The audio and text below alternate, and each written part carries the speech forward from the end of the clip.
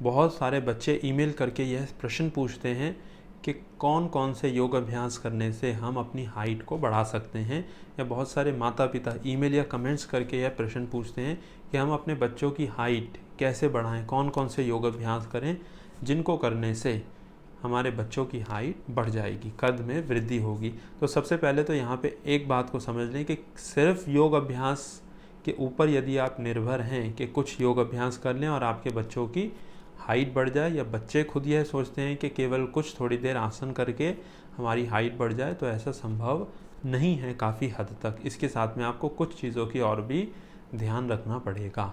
उन चीज़ों की अभी हम चर्चा करेंगे और इसके साथ में ये भी बताएंगे कि कौन कौन से योग अभ्यास विशेष रूप से करें जो आपकी हाइट को इंक्रीज़ करने में आपको लाभ देंगे। तो सबसे पहली बात को इस चीज़ को ध्यान रखें कि पोषण युक्त आहार आपको ज़रूर लेना है।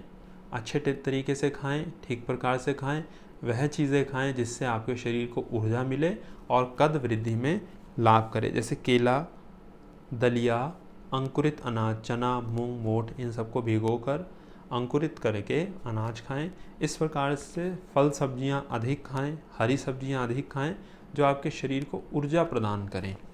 इसके बाद में हड्डियों को मजबूत करने के और हड्डियों की वृद्धि के लिए कैल्शियम की बहुत अधिक आवश्यकता पड़ती है। तो एक तो प्रयास करें कि विटामिन डी की अपने शरीर के अंदर कमी ना होने दें। यदि बहुत कम है तो डॉक्टर से संपर्क करके आप टैबलेट्स का इस्तेमाल कर सकते हैं, और यदि ज़्यादा कम नहीं है तो थोड़ी देर धूप में बैठकर, प्रतिदिन थोड़ी देर धूप में बैठकर विटामिन डी की कमी को पूरा किया जा सकता है। इसके साथ में कैल्शियम की कमी ना होने दें, वह भोजन खाएं जिसके अंदर कैल्शियम अधिक मात्रा में हो, जिस प्रकार से केले के अंदर और सफ़ेद तिल के अंदर अधिक मात्रा में आपको कैल्शियम मिल जाता है। इसके बाद में यदि शरीर की मालिश करें तो और भी ज़्यादा अच्छा है। अब व्यायाम या आसनों की चर्चा करते हैं कि कौन से आसन करने से आपको कद वृद्धि में लाभ मिलेगा।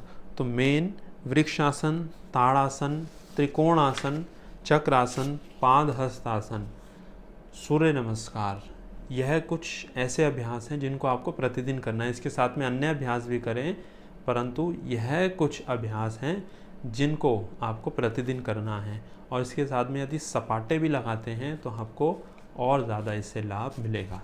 इसके इन सबसे ऊपर जो एक सबसे महत्वपूर्ण चीज़ है वह है कि आपकी नींद पूरी होनी चाहिए।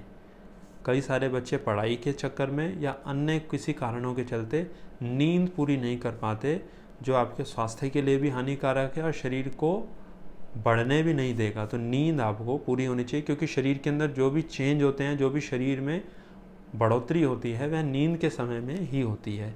तो नींद पूरी होनी चाहिए। तो योग अभ्यास के साथ में इन सभी 3-4 बातें जो बताई गई हैं, इनको आप पालन करते हैं तो योग अभ्यास भी आपको लाभ देंगे। परंतु यदि आप ठीक से खाना नहीं खा रहे, ठीक से सो नहीं रहे हैं, तो आपके योग अभ्यास से सिर्फ आपकी शरीर की ऊर्जा व्यर्थ होगी, आपको इतना लाभ नहीं मिलेगा जितना मिलना चाहिए।